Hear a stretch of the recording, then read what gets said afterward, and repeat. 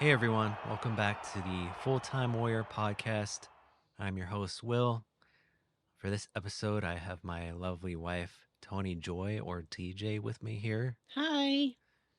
So, in the first episode, if you haven't heard that yet, and judging by the number of views, you probably have not, but not going to hold it against anyone.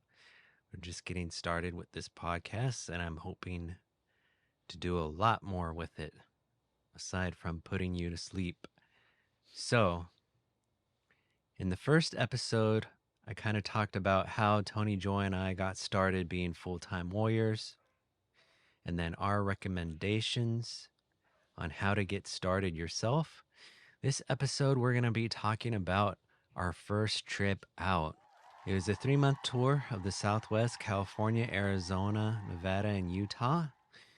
And prior to that, quick recap, for 2 months, we were stationary in the Bay Area for the holidays and just kind of learning the ins and outs of the trailer. But of course, once you actually get it on the road, do all the RV life stuff, there's a lot more to learn, right?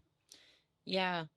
And just to say one thing that I've had people ask me, how do I plan where we're going? And so I actually use an app called RV Life Trip Wizard. And it really just helps keep track of reservations, where we're going, how many miles away the next destination is. And it keeps everything in one spot. And there's only so many campgrounds in the app itself, but if you just plug in an address, it will come up on the map and you can add things that weren't originally there. So we also use Harvest Host and Boondockers Welcome. And so I'll just put in the address or GPS coordinates and then put like Harvest Host, Vega Vineyard, right into the app, and the directions come up and it saves everything chronologically for us, which is really helpful. So, in the first episode, I talked about stay planning a little bit, but I probably mentioned that Toni-Joy is the expert on that in this family. So, RV life, do you have to pay for that?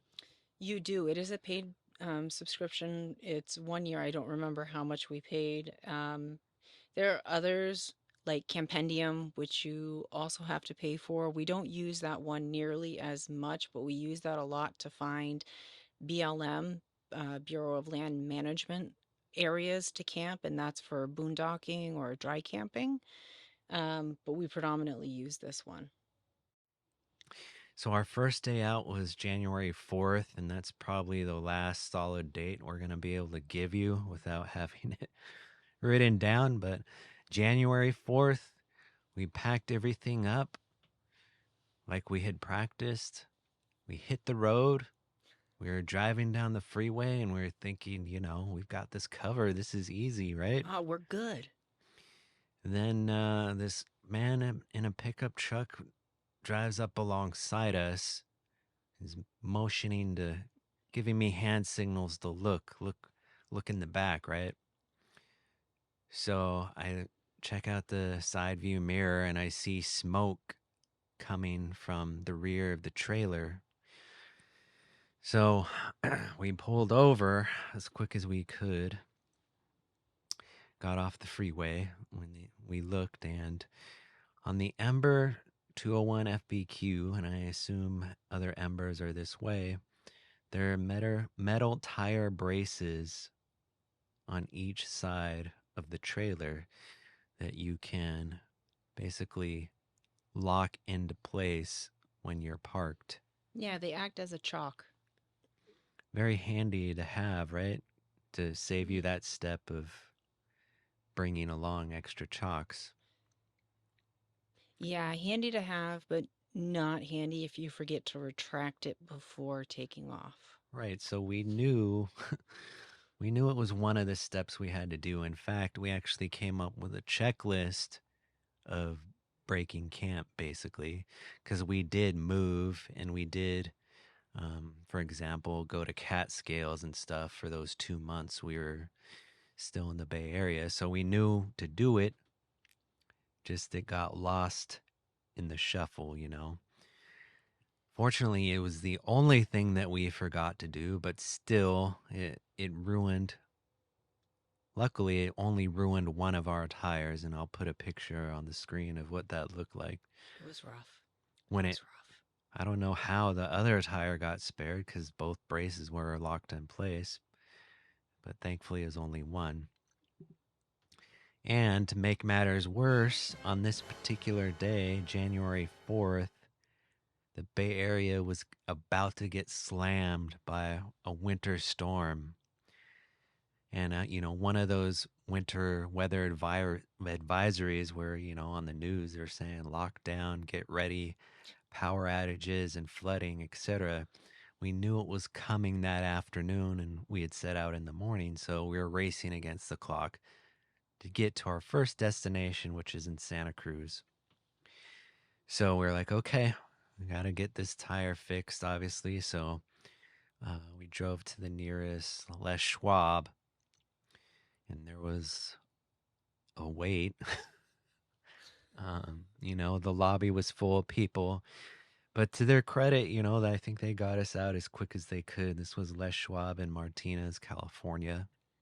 Yeah, and a note about the gentleman who actually changed the tire.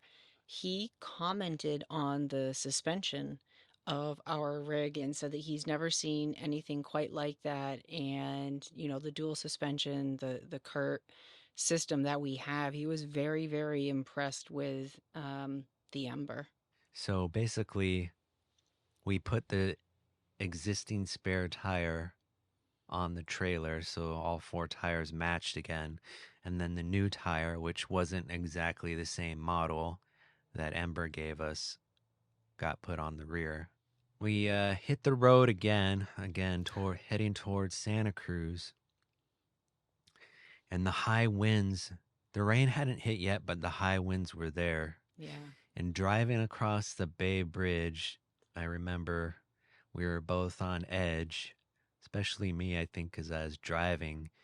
And there must have been 40, 50 mile per hour gusts over the bridge, and I could feel it pushing us to the side of the bridge. We were in the right lane, the slow lane. But that feeling of not having complete control was definitely unnerving. As we continued after crossing the bridge and continuing south towards Santa Cruz, we still got hit with those gusts. I don't think they are quite as bad as the bridge, but we still felt it. And we kind of turned to each other and we were like, well, maybe we should have filled up the water tank before we left. Because that, first time out, that didn't occur to us that if you're going to be driving in high wind situations, stormy weather, you should fill up your fresh water Yes. tank in order to have more weight so the wind doesn't knock you around as Yeah. much. Be as heavy as possible without going over your weights. Also, if you know that you're going to drive through that kind of weather to the next destination, you could leave your gray tank and black tank both full of whatever's in there to be as heavy as possible just to help with the wind. So we've been trying to do that. Seems like most of the time we travel with some kind of fresh water unless we know conditions are going to be good. Yeah, I will say that this last stop that we just made was the first time where I emptied all of the fresh water out. And when we got to where we are right now, I went to check in and they actually said, so there's no electricity. And I said, oh, don't worry about it. We're completely set up for such a situation. And they said, okay, so we have a well, which means that with no electricity, we also have no water. So I would say always travel with, I don't know, like 10 gallons of water, something, just that if the water is out when you arrive to your destination, you're not, completely stuck.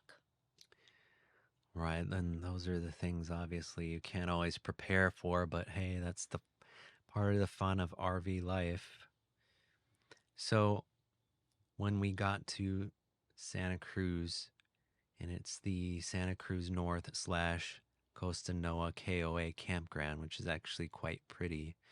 It's just across the highway from the ocean. They didn't have any power because of that winter weather. So we weren't expecting that. And on the second day of being there, a giant eucalyptus tree was came crashing down over their main entrance and obstructed it. So we were like, "Oh no, are we stuck here? We're stuck here with no power." Fortunately, they had a back way out of the campground, so we had to go to into Santa Cruz proper in order to use the internet for work because, you know, most places we stay at, the cell service is not good, and it wasn't good there in Santa Cruz North, Costa Noa KOA. And with no electricity, the Wi-Fi was out. And they weren't able to clear that huge tree until it was time for us to leave. And we kind of debated about whether we should alter our travel plans already based on just will the power come back and will that allow us to recharge? And yeah, that reminds me, we have solar power, right? We have pretty good solar power setup, but with all that winter weather, you're not getting hit by the sun all day when cloudy weather. So that was also weak. Um, I think we realized, the value of propane at that time for heating and cooking, showering. Yeah. So, with no power and bad weather, we quickly realized that we would need a generator. Like I said, we have a pretty good solar system. It's um, two battle born lithium batteries. When they're both at 100%, it's 540 amp hours. Yep. But with no shore power and bad weather, we needed a generator, a gas powered generator, which we kind of thought that we might get away with not needing because we also have an EcoFlow power station. And I don't remember how. It's the EcoFlow Delta Max. And if Will and I were just plugging in our laptops for 8 hours a day, the battery would last 5 days. But the difficulty we found is that with no cell service, and we also have the T-Mobile hotspot, but those weren't working, which means we have to use the Starlink. And in order to use Starlink, you have to plug in the router. And the router actually uses a tremendous amount of energy. So we found that the EcoFlow would last about a day and a half. And so even though the batteries in the trailer are enough to run the lights in the refrigerator and the TV for a full 5, 6, 7 days, um, we wouldn't be able to work if we had to use Starlink. Yeah, the EcoFlow would just kind of, would vary depending on our usage, of course, and if we were both working a lot. Or I remember in one instance, she was working a lot and I wasn't, so that meant that we could get more juice longer out of the EcoFlow. But anyway, when we left Santa Cruz, our first stop was in Salinas, California at a Harbor Freight, and we were just like, we need to get a generator. So we bought the Predator 3500, which I've seen at other campgrounds now. It seems pretty popular. And so far, with, what's it been? 3, 4 months? 4, almost 4 months of use.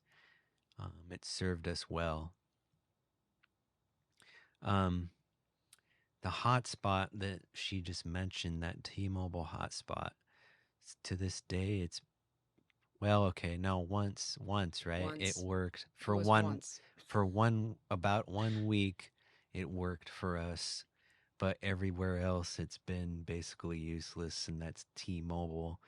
The reason why we got it though is because we heard in other parts of the country, not necessarily the Western United States, the eastern United States, maybe, or the Midwest.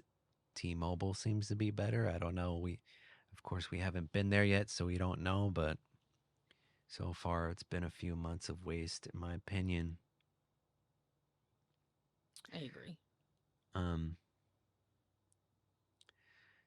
with the bad weather, I'll just mention our dogs were also cooped up in our trailer for days and days, Oh, it was right? forever. And it's like, well, they're little dogs. One's 9 pounds, the other is 4, 24 24 pounds. pounds. Um, but still, when it's pouring rain all the time, and it was during in California at that time. Of course, we took them out for walks, but not particularly long walks. And anytime they came back, we'd have to dry them off with towels. And we ended up buying a bunch of like a dozen shop towels, maybe 2 dozen, I don't remember now, just to constantly dry them off each time they came in from their walk. Yeah, Buttercup is a low rider, so she's a doxie, a hot dog dog, and so when she goes for a walk, she ends up splashing her belly, so her entire chest and belly is just soaking wet by the time we get back from a walk, just drenched. And I don't think I've asked this question on the forum, but on the Facebook RV forums, Ember forums. But if anyone has good solutions for wet and muddy dogs not destroying the inside of the trailer, we'd like to hear that. For us, it's just using a ton of towels Yeah. and having to do more laundry. Speaking of laundry, when before we left, we decided to get $100 worth of quarters from the bank. And I think that was a good amount to start with. Yeah. We've had to get more since then, but um, going to laundromats, even sometimes when we've been somewhere in an RV park, let's say that has laundry, I prefer to go to a laundromat, local laundromat, just so I can get more done faster. And some of them will advertise using credit cards, but laundromats, at least that I've seen, they tend to be kind of junky. So when there are credit card machines, usually they don't work or they don't work well. So definitely quarters, I think, is the way to go. Yeah. Um, so after Santa Cruz, our next stop was BLM land. Again, that's Bureau of Land Management, public land at Williams Hill Campground in the Central Valley. And this was our first time, obviously, on BLM land.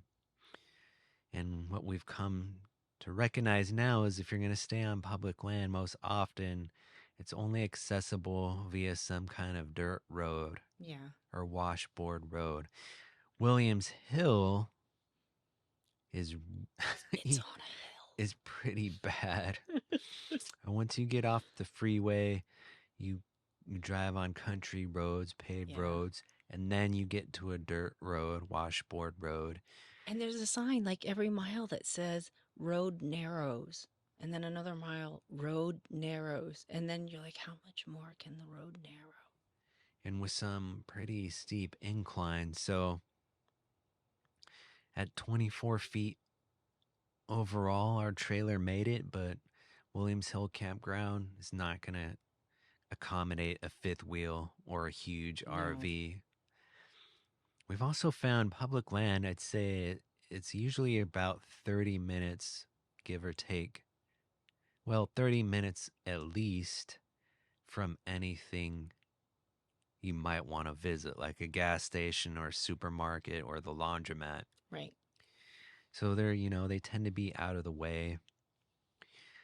And it's first come, first served at these designated camping spots. And as far as what you'll get, well, that varies. Sometimes it's nothing. You just go park out in the dirt, and that's all you get is your plot of dirt. Williams Hill Campground, they actually had a nice at the summit, kind of a nice layout with designated spots, and you got Most of them had a metal corrugated picnic shelter Yep. and a metal picnic table and a fire pit, I believe, Yes. too. Yep. Yeah. Um, and we were there for a Vaulted toilets week. as well. Yeah, it did have an outhouse. It was very, very clean. Downside was the weather. The wind. Of course, still stuck in the California winter storm for a week. High wind gusts, heavy fog up there on the hill. I guess the good side of that would be that there really wasn't anyone else around, Yeah. people coming and going just a few times, but it wasn't crowded, not like I imagine it would be in the spring or summer. Um, Fun fact about public land like that, too, it's popular for people to shoot their guns off.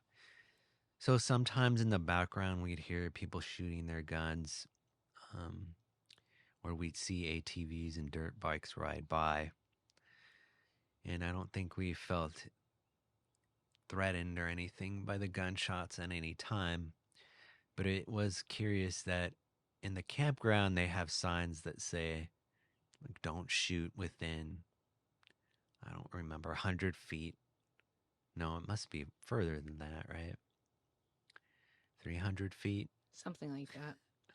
of the campground. And yet, all of those signs were riddled with Bullet bullets. holes. Yeah. So you got people going up there, drinking, shooting their guns, sometimes in the campground, hopefully when no one's there, but something to be aware of. Oh, and the leaks. Yes, that was a Oh, the downside of that leaks. heavy rain. So I think that we will talk about this again in the future when we talk about the Ember specifically and our pros and cons. But all that heavy wind and rain, we got leaks. The worst leak was from the AC unit. It was coming down through the roof, through the Yeah. AC unit, then dripping onto the floor. So we actually had buckets and cups and whatnot to, like in movies, right? Or Yeah. TV. And then you figured out how to unscrew the inside cap, and we stuffed towels into it to try to Right. prevent it from leaking on the floor. We took the inside cover off Yeah. and tried to look to see if we could discover anything worthwhile. At that time, no. So we just shoved shop towels all up in there just to try and prevent the leaks. I will say online, we did see a lot of people posting that they had like 8 severe leaks. And so, I mean, we had two leaks. One was in the pass through cubby. That one was pretty bad where water was pouring out at one point in time. Then the AC. Then we had a small leak um, in the window over in the kitchen area. But I feel like it's not as bad as other people. Yeah, I think we've been fortunate in that regard of issues or problems with our trailer. Um, but I'll say this, it's not just leaks, it's condensation that you have to be Yeah. wary of. As we found out also at that time, there was water pooling in our cabinet, the TV cabinet pooling, and that was from condensation. That wasn't from leaks. Also, we have two cabinets in our slide, and there was pooling water in those. Um, so we at that time, we just used more towels. Actually, I got some temporary Gorilla Tape. I think it was Gorilla Tape. No, it was the dang it. It's that brand you see on TV, the rubber, the rubber that you can actually paint with a paintbrush, and Flex Seal, I think, is the name. Flex Seal tape. So we put Flex Seal tape on the outside of the trailer around the little pass-through door that accesses underneath the TV cabinet, and then also Flex Seal tape inside the slide cabinets just to see if that helped. I think we've got a handle on those. I'm not going to talk about the solutions, though. We can talk about that when we talk about Ember in depth. It's interesting, though. We've had really high gusts of wind during the winter. So 30-mile-per-hour gusts of wind, it rocks our trailer kind of like plane turbulence. A 60-mile-per-hour gust of wind can feel like an earthquake, though. Yeah, you're It, afraid for your life. that could wake you up, if you're sleeping at night, which it did to us. Though, not on Williams Hill. I don't think it was when we were out in the desert. Speaking of dry camping, which is what we did at Williams Hill, dry camping is camping without hookups. Leads to the question of, well, where do I throw my garbage away? So these places tend to be pack in, pack out. And if you lived in a trailer or you're going to live in a trailer for, say, a week at a time, especially if you're a small family, you're going to generate a ton of garbage. So, what do you do with it? Well, our first time out in that situation, we'd fill up our garbage bags and then we'd toss them in the back seat of our truck because basically there was room there. Yeah, some people buy like paper plates and things that you can put in the fire and burn, but with the weather, we were not doing any type of campfires. And I recall at one point running errands while we were on Williams Hill and getting gas and just trying to toss as much garbage away as I could at the gas station. Sometimes the bins are open for you, and sometimes they they have the tops with small mouths, and you can't get so much in there. But that is one consideration to have in case you've totally filled up your trailer and truck with stuff. You're probably going to need room in order to pack your garbage Yeah. before you can dispose of it later on. This led to another interesting issue that we had. Leaving Williams Hill, of course, we had full black and gray water tanks. So, what do you do with them? Well, you could say we're going to dump them all at our next destination, right? You can do that. But in our case, we didn't have that. Our next spot was actually going to be one night of volley docking, but we wanted to get rid of our tanks. So I recall we were using RV apps and even Google search, looking for dump stations. And they're not always helpful because they'll suggest something and it's no longer current or it's just wrong. So I recommend if you find yourself in that situation, you're trying to find a dump station, whatever it says online, call that place and Yeah. ask first. I recall doing that and they'd be like, oh no, we don't have that. More than once, we called someone. They said they didn't have a station, Oh and yeah, then go they were right like, down the street. "Yeah, go to this other place. They have it." We They went there. don't. They didn't have it either. So that can be a challenge at times. One thing that I did is I did download the Flying J app, which is a very popular sort of trucker stop. And they often have dump stations, but we still now call ahead as well because we've been to one that did not have one. Or we actually went to one once and we didn't call in advance and it was closed. It was out of service. So definitely always call in advance.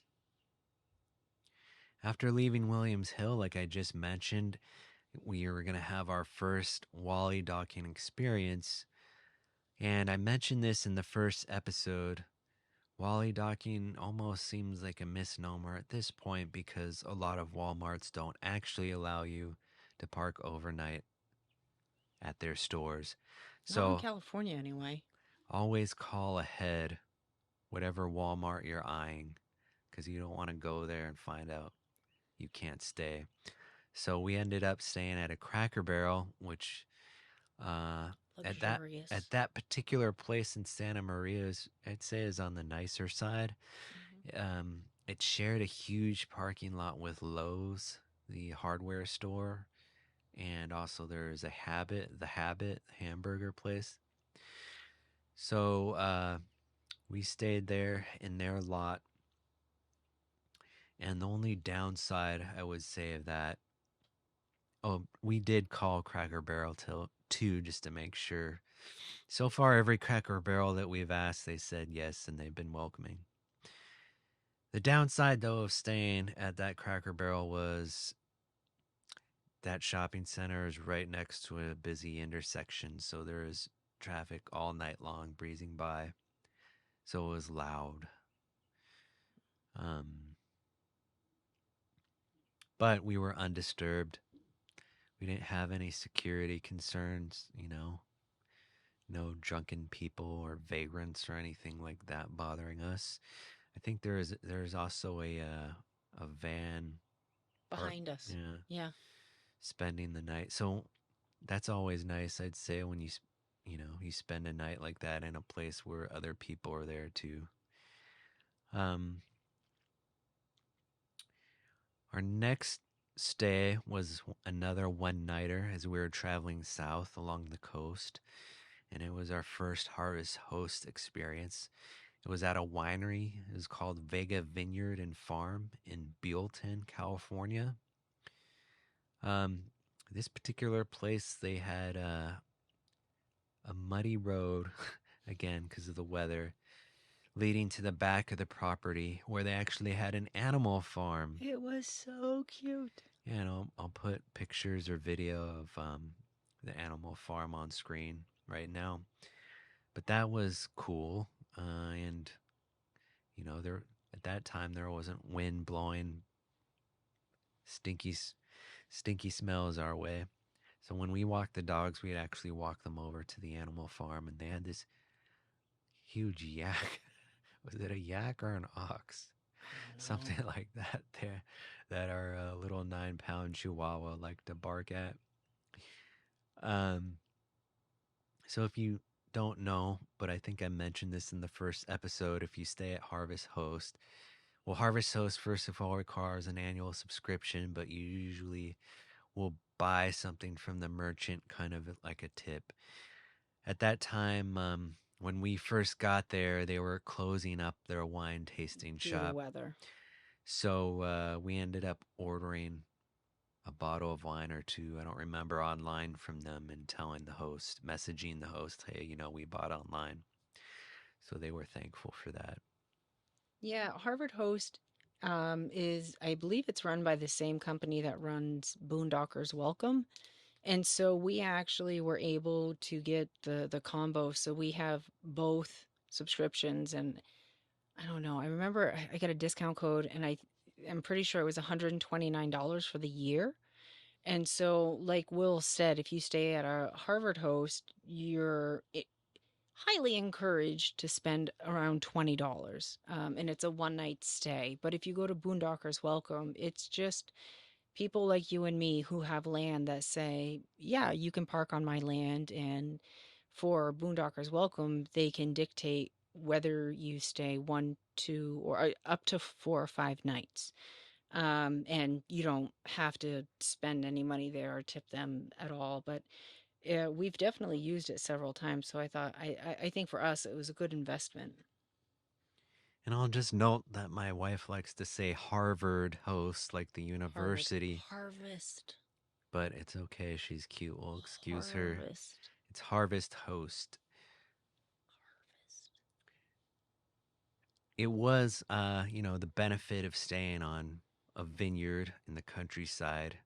It was near the highway, but enough off the highway that it was pretty quiet, and it was just us that night. Sometimes at a Harvest Host, you'll have other people staying there too, but that night it was just us. So the next morning, we continued journeying south, and we spent a little over a week in the greater Los Angeles area in Simi Valley. If you're familiar with Los Angeles, well, the San Fernando Valley, which is above the city of LA, Simi Valley is the northwest area of the San Fernando Valley. and we stayed at a place called Topo Canyon Park, which is more of a campground than an RV park, I'd Yeah. say. I think it's owned by the state, yeah. Yeah.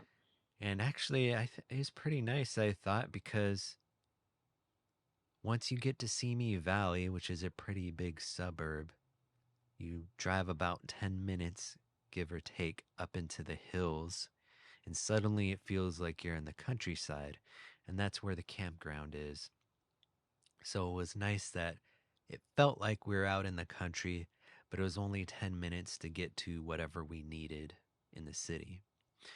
Um, so I lived in Los Angeles for 14 years, so I still have mostly friends, some family there. So we got a chance to spend time with them, and that was awesome. We visited one of my coworkers. That's true. We also saw Nisha and her husband out in Pasadena. Yep. It was Um, pouring. so again, still in California, still hit by that weather, although we got some nice sunny days. Yeah, at this point That in time, we started to have a couple nice days here and there. and the interesting place about Topo Canyon Park is that they have wild peacocks there, and I'll put pictures of videos of that here on screen. So they would just be walking through the campground during the day, make showing their feathers, making their sounds, and it was for the first time for both of us that we it occurred to us that peacocks sound just like Kevin from the movie Up. Up. Yes. Kevin. I haven't done like a side by side comparison, but now when I hear peacocks and we just heard some in Oregon, they sound just like Kevin. And I'll say another thing. I'm from the East Coast. I'm from New England, right? There are no peacocks just like walking around. The only place to see a peacock is in the zoo. So for me, I left our trailer to go for a run and I come around the corner and there's like five male peacocks. And I'm like, we're not in Kansas anymore, Toto. One incident that happened in Topo Canyon Park, I remember, and I'm a light sleeper. I'd say Toni-Joy is a deeper sleeper than I am. We heard one night, woke up. Well, I heard it. I don't remember if you did at Oh, all. I did. Okay. Yes. There was a crazy man. There was a man screaming crazy nonsense in the middle of the night. Yeah. And in a trailer, everything sounds like it's either happening right next to you, or sometimes it sounds like it's your trailer. Like if your neighbor slams their door, it can sound like it's actually your door or a compartment door on your trailer. But in this case, this guy shouting crazy things, it sounded like it was in our campground, like maybe one of our neighbors. So I remember I got up and I was looking out our windows and I didn't see anything. There was another man I could hear trying to calm the other man down. So I was like, okay, maybe it's okay. Eventually it quieted down after I heard cars drive away. The next morning, I spoke to one of our neighbors and mentioned the incident. He said, yeah, he had actually gotten out of his trailer to check what was going on outside. And that incident was actually occurring across the street from the campground. Mm. So, again, it sounds like it's right next to you, but in this case, it was, pretty quiet out there and the noise was carrying across the street. After that week or so in Los Angeles, we headed east and we spent another week dry camping at the Chiriaco Summit Campground in Indio, California. I was so happy to be in the desert. So happy to be dry. Yeah, that week it was dry, although it was like being in a wind tunnel. Was a touch windy. I mean, so Indio, that's the desert in California. It's Indio is where Coachella is held, although not where we were at. We were like out in the desert, and it's the Chiriaco Summit campground. It's really just this swatch of desert off the highway. And they got tanks. They have a museum there that you can visit dedicated to General Patton. Yeah, yeah. But it's this swatch of desert out in the out in the middle of nowhere. Basically, it's near the southern entrance to Joshua Tree. Like if you get in your car, you drive a few minutes to Joshua Tree, you'll hit the southern entrance. And I'll just note that you can dry camp there right outside the entrance to Joshua Tree. The benefit, if you were to do it at Chiriaco, which is also free but privately owned, is there's a diner, gift shop, gas station, mini mart, all right there.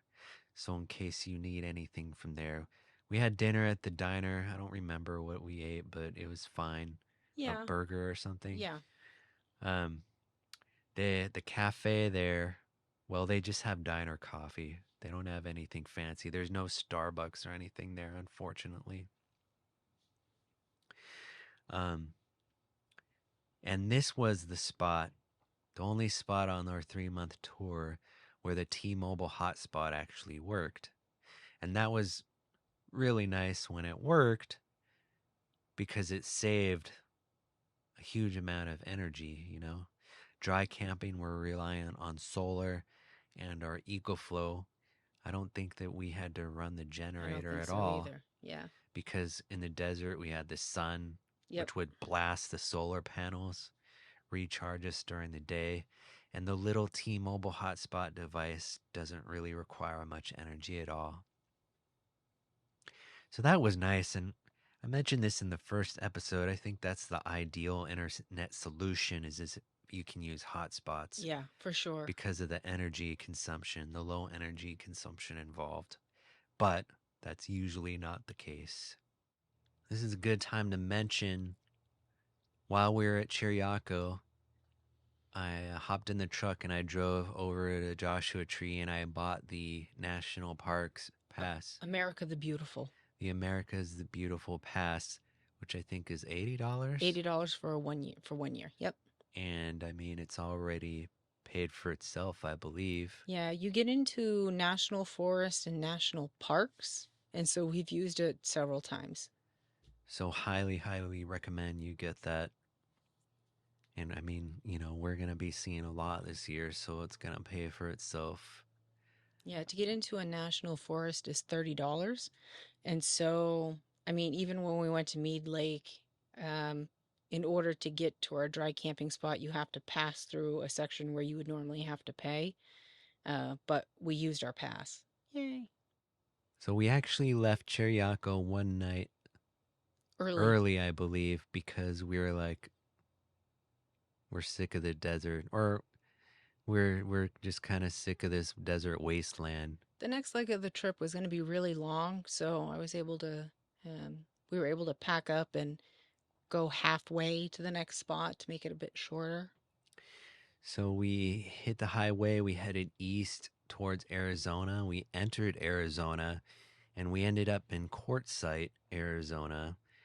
And RV veterans probably know Quartzsite well just because it seems like, It's like a mega RV hub. yeah, people love to go dry camping there. Yeah. And we actually, I think the reason why we were curious to go to Quartzsite was at the time they're having their annual RV show. And we're like, oh, cool, we can check out our first RV show.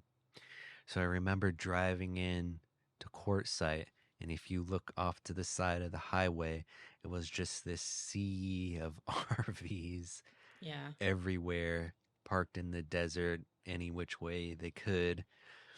Just, RV roofs glistening in the sun, just everywhere you looked. And the first spot that we hit was just a place for that had a dump station, and we had to pay for water there too. Um, and they wanted to stay in to dry camp in the city areas, parks. They wanted what seemed to us felt So like a little more money than yeah, it was $40, but it gave you a pass for up to 14 days, but we were just spending one one night. night, right? Right. And so technically it is BLM land, but they have a dump station and water. So that's really what you're paying for. So the dump station isn't at your site. You just go park anywhere.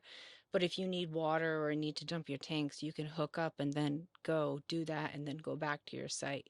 So $40 for 14 days is very inexpensive, but we just needed one night. So we were like, okay, let's see if we can find an alternate solution. And we found the Tumbleweed RV Park. Now, this place, when we got there, the guy said it was under new ownership and they're going to revamp it. But this place is kind of run down and not great. But the cost of dry camping at Tumbleweed for one night was considerably less. So that's what we did. And we also used their dump station and bought some well water from them the next morning. Cheap. It Yeah. was cheap, It was though. $20. Hmm? $20. $20. Yeah, to fill up the water tank, use the dump station, and spend the night. So really cheap. And so we hit that RV show the next morning. And I think that we were a little disappointed in it just because we were expecting more, or at least I was expecting more. Like walking into the main tent, I was expecting a lot of new, interesting, fancy RV gadgets and tech, but I felt like is just kind of most of the stuff was things that you were familiar with Yeah. or you can buy online, you know. Black water tank pucks and Mops and yeah. hitches, but the hitches are just kind of normal and certainly a lot of food options. We got barbecue that was pretty good. Um One thing that I thought is a no-brainer that I didn't see at all was that most RV people have dogs. And there were some stalls with dog items, but why isn't anyone selling like designer dog ramps for getting in and out of your trailer or up and down the stairs in your trailer or up and down the couch or bed in your trailer? Something like that, you know? And when I say designer, I just mean, nicely made, well thought out Yeah. products. I think that somebody can make a fortune off of that. Yeah, our dogs have little legs. Um, Buttercup's legs are like 3 inches. they actually had 3 or 4 Ember models there on display. Unfortunately, there was no Ember representative there because we probably maybe Had some that questions for well, them. yeah, we probably would have asked them about our leakage issues at that time and see what they would have said, but there's no Ember rep. But we ran into this senior citizen couple and they overheard that we had an Ember and they were actually interested in buying our model, the 201 FBQ. So we had a little chat with them and we did recommend it Yes. to them despite expressing some concerns. So, Quartzsite, if you One want to do dry camping there, like a lot of other people, I guess, but to us, it was just kind of like, Yeah, one thing I'll say about Quartzsite is that I personally would not be able to stay there for a long duration of time, and it's because of the food situation. So I Googled grocery stores near me, and the first one that I went to was actually a liquor store. So that didn't work. And then I went to another one, which was not a grocery store, and I finally went to a third spot, and it was a very, very small kind of small grocery store slash large mini mart. So they had some produce, but it's not I was able to buy food for like one night, but if you don't eat a lot of food in boxes, then you probably wouldn't be able to survive on the grocery selection in that area. right. So if you're going to plan to stay in Quartzsite for any considerable amount of time, you should stock up on your Yeah. groceries first. And it's kind of weird that they get so much RV traffic there and yet they don't have a Safeway. Yeah. Safeway slash Starbucks, you'd think that they'd make a lot of money. Maybe, I don't know, just their location on near the border out in the desert makes it difficult. Who knows? Yeah. So after leaving there, we continued into Arizona, and we ended up at one of our favorite stops on this journey, which is Picacho Peak State Park. It's located between Phoenix and Tucson. So we drove through Phoenix, headed toward into the direction of Tucson, and there's Picacho Peak State Park, named after Picacho Peak. And on our channel, if you're curious, we hiked Picacho Peak and had a good time and made a video about that. It's taller than we thought it was. And we liked it just because it was so beautiful there. It had the hiking options, but it was a really nicely laid out and lovely campground also. Nice bathhouse, just beautiful park. Noodles was Um, attacked by the jumping cacti, though.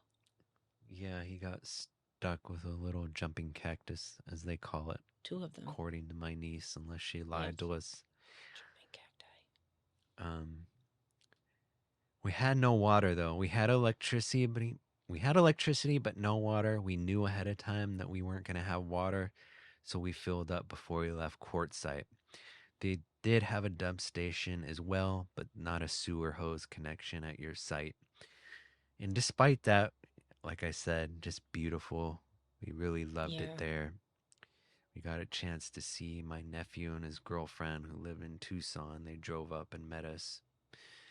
Um, right down the street from Picacho Peak State 1 Park, mile. which we made a short that you can see on our channel about, is the Rooster Cogburn Ostrich Ranch. Um, funny, The question I asked Will was, if we don't go, were we really even here? I think I was a little skeptical myself, but it It turned was out so much fun. it's basically like an animal farm, but maybe the best animal farm that I've ever been to. So obviously they have ostriches, but they have many other things: goats, Tortoise. tortoise. They had rabbits and What were the birds? different breeds of goats, parakeets. The No, other not ones. parakeets, lorikeets, Lorikeets. and they had A stingray. st- No. Yes. They had the little they stingray. are We, stingrays. yeah, we fed a meal. You get to feed all the animals. You get to feed them all. Maybe I'll have that video playing within this podcast just so you don't have to It was so look much it fun. up. And it was not that much money. I Um, think I think for the ultra fun package where you get to feed all the animals, I think it was $15 a person. and thought it was worth it. Definitely worth it. Yeah. Worth a stop, especially if you have little kids. They're going to love it there. So after Picacho Peak, we headed north back to Sedona, which was definitely on our original list of where we're going to go. Why? Because we've both been there before and we both really like it.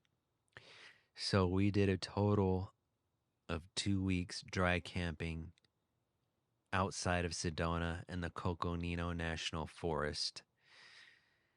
And it's a washboard road to reach the designated campgrounds. So you got to take it slow.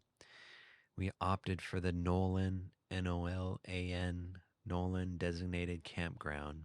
Yeah. I will say it was the furthest campground away, but I had read online the further you go, the better the view and the better the cell phone reception.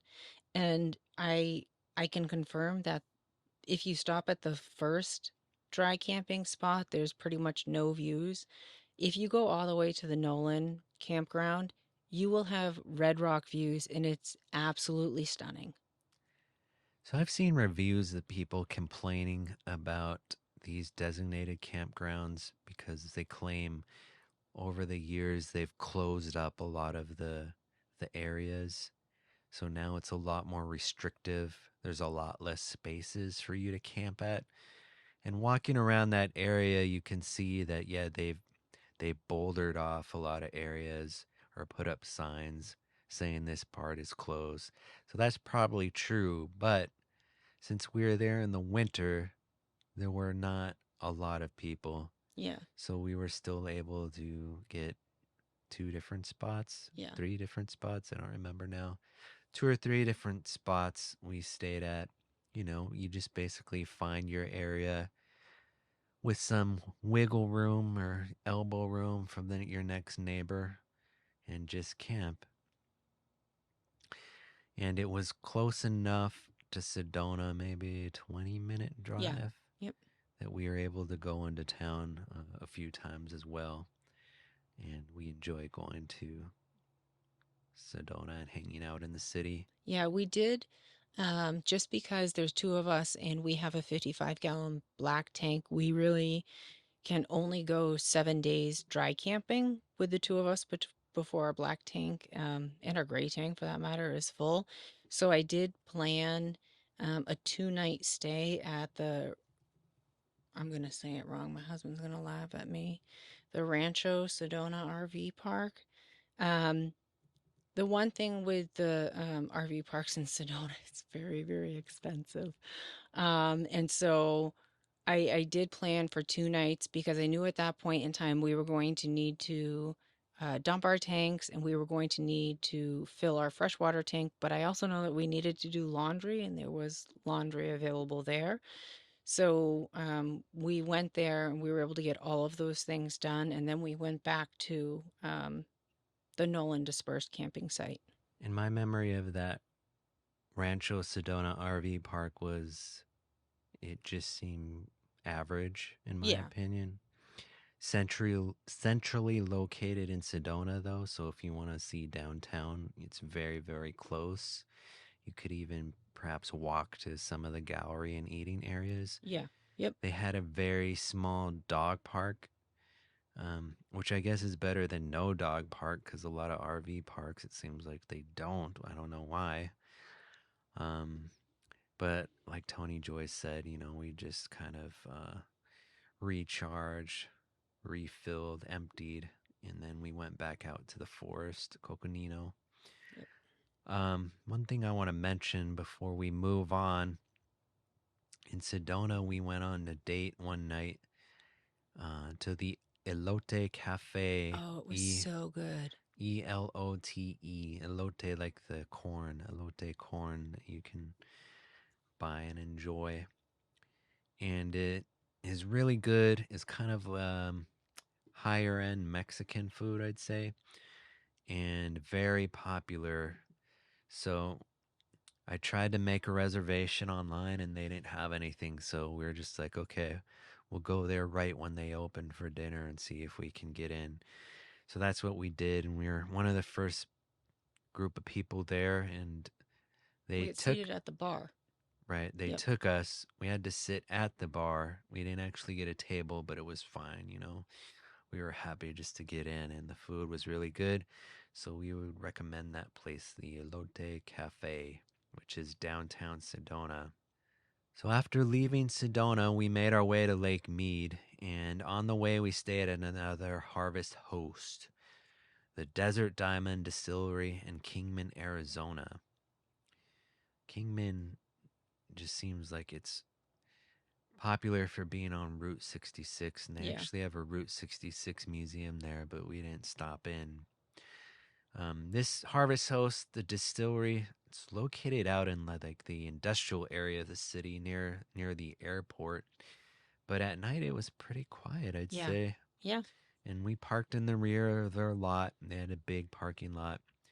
And another benefit of a Harvest Host can be that they have security. So they close the gate at night and um, they lock it. And, you know, if you needed to get out or in or whatever, you can contact the host. But um, there were like three or four other people staying that night too. And we went into the tasting room and we had a couple of cocktails, which were good. Yeah, they make their own whiskey, but I'm not a whiskey person, so we just ordered cocktails instead. Well, like their base is rum, right? Rum and whiskey. Yeah, so But we had rum drinks. everything comes from their rum. Yeah, So they even do vodka, right? But it comes from their rum. yeah. But I'm, They make their own vanilla as well. yeah, it was good. After that, we headed to Lake Mead recreational area. And, Lake Mead is huge, right? And right now, there, Smaller. there's Right no now, right water. now it's smaller. There's no water, and they're finding all kinds of dead bodies in there and whatnot. But we stayed at Willow Beach, and it's right at the border with Nevada. It's actually a short drive from Willow Beach to the Hoover Dam. Oh, we actually used the America the Beautiful pass to get in here. Yeah, Yep. and They it's they told us at the entrance that we told them that we had a campground reservation, and they said that the reservation does not cover the entrance fee of $30, which is something that I didn't know in advance. from Willow Beach. We drove one day into Las Vegas to meet my niece and her husband's family, so it's not that far of a drive. It's a drive, but not that far if you wanted to go to Vegas one day or night or whatever. But the Willow Beach campground, in my opinion, may be one of the best, if not the best, RV parks. Yeah. Just that it's perched on the hilltop overlooking the Colorado River, and it's just so nicely laid out. Most of the sites there Paved. are pull through Yep. sites, and they have little hiking trails down to the water and a nice bathhouse. And it's like, well, if I ever, had to plan and open my own RV park, I would want to base it on this place. There were lots of rabbits there. You can also, down by the river, it looked like you could also launch your boat or kayak Yep. or whatever you want to do in the water. We didn't do that, but it's an They option. they also had a mini mart that you could get like very, very basic things like s'mores, some drinks, Yeah. lunch meat. After Willow Beach, we headed actually to Lake Mead itself. And again, like I said, Lake Mead recreational area is huge. So the drive from Willow Beach to the northern part of the lake where we were going to stay at took about 90 minutes on a winding road. So that's actually how big it is. But it was beautiful up there on the northern side of the lake. Like I said, there's not a lot of water in the lake right now. Hopefully that will change, but you can drive your trailer or RV pretty close to the edge. Well, I mean, I will say this was probably one of my favorite boondocking spots. We did drive up the road a little bit and we saw a lot of campers had a different spot. Um, but there were no views of the lake itself. So, I mean, Stewarts Point is where we were. And we got a spot where I was looking out the window and I was looking at the lake and it was absolutely gorgeous. And at first I thought we were on a big rock, but after being there a couple of days, I looked down and I saw some seashells and I realized that we were actually parked inside where Mead Lake used to be before the drought. Right, and that was, X amount of years ago. Yeah. Who knows? It'll come back to that high of a point. But anyway, our first day there, we heard braying in the distance. I was For like, what? anyone who doesn't know what braying is, it's a hee haw And I was like, sounds like a donkey. because donkeys say hee haw. And sure enough, we look and there's three wild donkeys just gallivanting out there. And so we looked it up right away, and it's like, well, you can find wild donkeys all over Nevada in the desert. And we're like, oh, news to us, but it was kind of funny sometimes that week while we were dry camping there. just like in the middle of the afternoon, we'd hear braying in the distance, like Yeehaw. donkey passing by. Or sometimes the dogs would get all agitated looking out the window at them in the distance. Um, Oh, and the where we were was right next to Lake of Fire. What was it? so it's a short drive to the Valley of Valley Fire, of Fire. which we never heard of, but turned out to be beautiful. It's just all these very red rocks out in the desert, and they have a lot of different hiking options there for you. So that was another pro of staying there. Now, the nearest town or city to Stewarts Point is Overton, Nevada, and we we drove there for dinner one night at a little hole in the wall Mexican place, which turned out to be pretty good. Hmm. But then, as we were leaving Stewart's Point, we also had to drive through Overton to get to the highway. So, leaving Lake Mead, our next destination was Zion National Park in Springdale, Utah. And along with Sedona, Zion was high on our list of places to visit. As opposed to Sedona, neither of us had ever been to Zion, just heard Yeah. how beautiful it is. And I mean, it is. And it turned out to be both of our favorite spot on this tour. We stayed at the Watchman Campground, which is pretty much right at the entrance to Zion. We got really lucky actually when I was booking the reservations.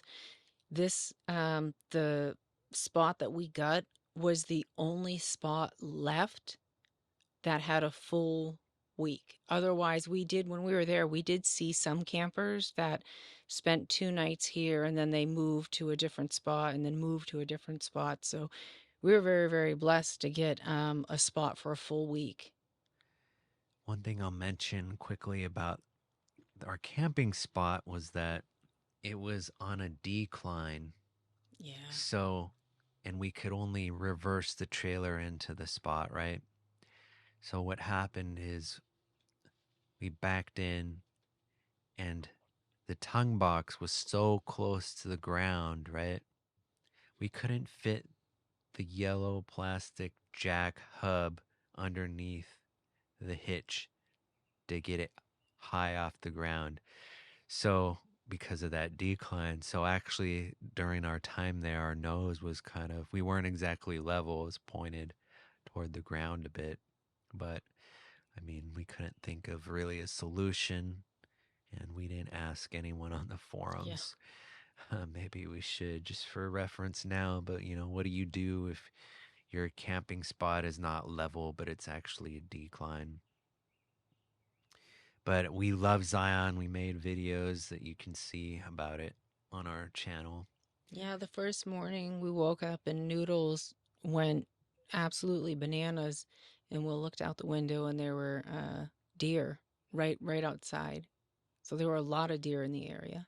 And the city of or town of Springdale, they have a lot of shopping and restaurants and stuff like that.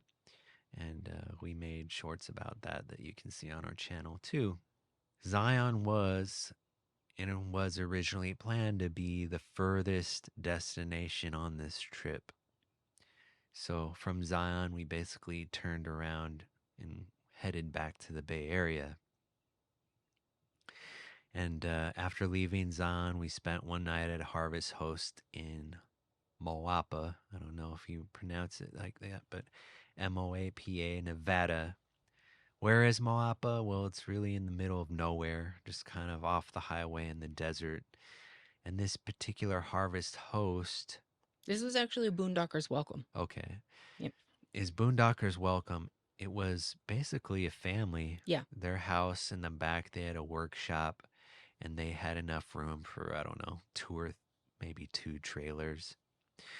But that night it was just us. So we were in someone's backyard, and they offered us power, but we didn't really need it. Just, for that night, we were fine with our batteries. But they are a very nice family.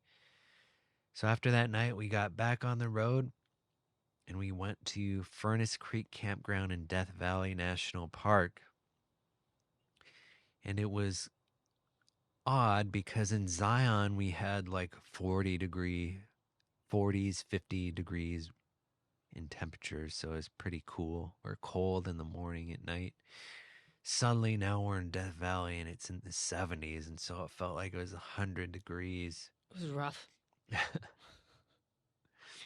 um, we also didn't have any hookups. It was also the first time that we've been in like 80-degree weather with the trailer. So, of course, no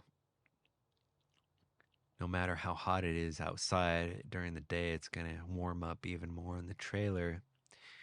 At Furnace Creek, they do have sites with hookups, but we didn't have one. So we had to be careful about how much we ran our AC just off solar.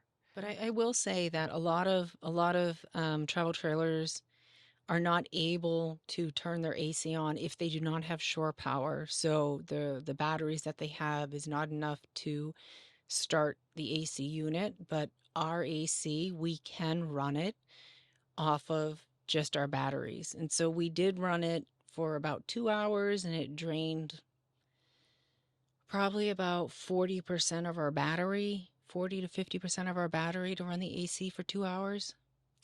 But the good thing again about being in the desert and having hot weather, sunny weather is that, our solar panels would get blasted Yeah. by the sun and they'd recharge during the day. Um, so we did have to run our generator there, but it was mostly just to recharge our EcoFlow power Yeah, station. for the internet. Oh yeah, there is no solar in Furnace Creek. Actually, on the pamphlet they give you when they enter, they tell you to make sure that you know where you're driving in advance and don't rely on GPS because your phone is not going to work. No cellular. No cellular, yeah. Um, like I mentioned before, though, at Furnace Creek Campground, they did have sites with hookups, but we weren't able to get one at that time. But they do have a dump station with water for you. Yeah. That was cool seeing little bats come out at night, um, chasing after mosquitoes and stuff. Oh, moths. No, it was Yeah, the moths. moths. The moths were attracted to our lights, and then you'd see the little bat whiz by and eat them. That was fun. We had really nice neighbors too. They had a really old doxie. So after 1 week in Death Valley, we were ready to move on, and this was interesting that we were supposed to go to Mammoth and then Yosemite, so two spots that we really wanted to hit. And But y'all, I've never been to Yosemite, and that's just like a 3-hour drive from where I've lived for the last 7 years. So, we had, enough good sense at that point to say, let's check out the weather and see what's going on because, being back in California, mm, that whole time we were away, we'd hear from family or friends how oppressive the winter storms were, how they were just pounded by rain all the time. So we felt pretty fortunate being away from California, having sunshine and no rain. But coming back, we checked and we looked, and in that area, Mammoth, Yosemite, there were all kinds of road closures, and there is a winter weather advisory in effect for that week that we're gonna be around. So I was like, oh, we could go, but I don't want to get buried in, 10 feet of snow or whatever. So we're like, all right, let's just go back the way that we came. So this was good, I think, as far as us improvising, and it's something that you will have to do from time to time for who knows what reason, but in this case, weather. So we headed back to the California coast instead of going up toward Mammoth and Yosemite and the Nevadas, Sierra Nevadas. Did you want to say something? I was going to say, so when we initially left, the plan was to drive down the coast, but because of the weather, we actually had to head a bit further inland. So we did have to improvise our trip initially. So it was actually a little bit nice that we were able to go to the coast on our way back because we were able to hit some spots that we weren't able to hit on the way out. So hopefully minor adjustments on your trips, although I guess, there could be major adjustments at times. That's helpful when you have, in my case, my wife is on top of the planning and can look at RV Life and Campendium and all those other sites, Harvest Host, to find alternate solutions. So we headed back to the California coast and we spent one night at a truck stop in Buttonwillow, right off the I 5. If you've ever driven north and south on I 5 in California, say going to LA, going to Disneyland, or whatever, I'm sure you passed through Buttonwillow. And that was our first truck stop experience. And I like the fact that it felt safer than maybe a Wally docking experience, just that there are truckers all around you. But on the downside, there are truckers all around you. And so, you've got the noise of big rigs coming and going all night long. Plus, they usually leave their engines running at night, and Yeah. I've seen online they do that for good reasons, but it just makes it noisy. So, if you're going to stay the night at a truck stop, which also usually has, gas and showers and Mini Mart. a good size mini mart, which are also pros. We bought ice cream. You also don't need to check in with anyone. You can just Right. go on and park wherever you feel you want to. They've usually got brightly lit lots, so Yeah. that's good for security. And like I said, truck drivers, they don't want to be messed around with, so odds are you're not going to get messed around with by anybody. But the noise, so you'll want to Yeah, it use is loud. use Just have like an 18-wheeler earplugs. drive right past your rig. I think that night I said, okay, you use earplugs and I'll Yeah. be on security. Yeah. So you probably got a better night's sleep than I did. But if we did it again, I don't think I would need to worry about security per se. Yeah. So after Buttonwillow, we hit Morro Bay. And Morro Bay, if you've never heard of it, it's a very quaint seaside community. And we've been there once before and we liked it a lot. So when Toni-Joy, saw that that was an option, we pounced on it. We were Well, actually, we were supposed to stay at Morro Strand Bay, and we got there, and there was no one in the little hut when we checked in. So we just drove because in the email they tell you the spot. So when you do the reservation, you have to put in the length of your rig and whether it's a travel trailer or a van or an RV. And they were like, "Oh yeah, we have a space." And so we get there and we were like, we would have had to have like parallel parked the trailer and somehow like there was no way we were fitting in this spot. We could fit in the spot, but if anyone parked in front of us, we never would have been able to get out of the spot. So when we say we had difficulty parking our trailer at Morro Strand State Beach, it wasn't a regular RV parking space, whether it's a straight in or a slanted space like you imagine. It was this weird, think of a square, and in each corner of this square there's a space for you to be at. So we got one corner of a square, and it was also on this weird decline, right? Yeah. So we tried to park there a couple of times and it just wasn't working out. And it wasn't going to fit our truck also in the space with the trailer. Yeah, the So, space was really built for a van. yeah, just a van or a car. So we actually found a ranger eventually and she said, "Well, you can stay in one of our temporary emergency space until we figure things out. So we take a look at the emergency space, and it was basically the The same same. thing. So we are like, all right, no. We had run across another couple while we were checking things out at Morro Strand, and they actually said, hey, maybe you should look at Morro Bay State Park. There's always room.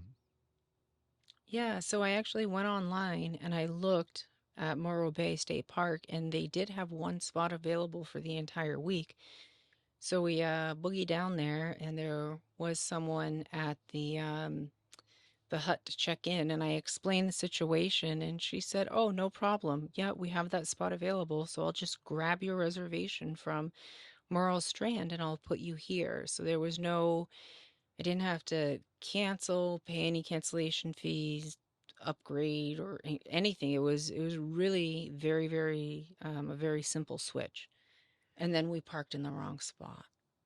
We did park in the wrong spot. I mean, the next spot over. Well, at that time, there were a lot of empty spots in the lane. So we eventually did move spaces. Uh, but we were dry camping there. Yep. Again, they had a dump station with water.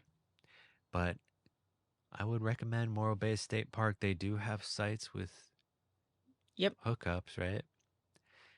You have to book Also, those early yeah, though. if you can get them. But it was very beautiful. It was right near the water. In fact, just like a 2-minute walk with our dogs down to the water where they had a cafe. And then off to the other side, there's a nice little inn with a restaurant where we had happy hour. And there's a huge golf course right next door if you like playing golf. And like I said, Morro Bay itself is a really quaint seaside community. So if you go, 5-minute drive into Morro Bay, there's restaurants and things to do there. And I'd say the main attraction for Morro Bay would just be the fact that they have sea otters there. They were babies. And they had babies at that time, Baby furry little sea fuzzballs. otters. Um, but if you go to Morro Bay, usually, you just walk down by the water and you can see them hanging out, the otters hanging out in the water there. After Morro Bay, we left and we stayed at the RV park at Moss Landing KOA Express in Moss Landing, which is another little seaside community. The RV park was kind of small, so you're sandwiched in right next to your neighbor. But they do have a bathhouse, and we had full hookups, so that was nice. And then from there, we made it back into the Bay Area, and that officially was the end of that tour. So overall, very successful with some minor setbacks. We had to improvise at times, but you probably will too. So just try to keep a cool head. Go to your resources. Try not to fight with each other. Um, if there's anything that we talked about in this episode, any places that we hit and you have questions about it, or things that happened to us, or things that we did, let us know in the comments so we can answer you. On the next episode of the Full Time Warrior podcast, we're actually going to be doing something that people have asked about in the past, and that is to share our thoughts about our trailer, the Ember 201 FBQ. So, we're going to be talking about it now that it's been 6 months of living in it full time, giving our pros and cons, things that we like, things that we think could be improved upon, things we're thinking about doing to the trailer in the future because we have remodeling ideas. So I hope you will join us for that. Yeah, thanks for listening. Catch you later. Bye.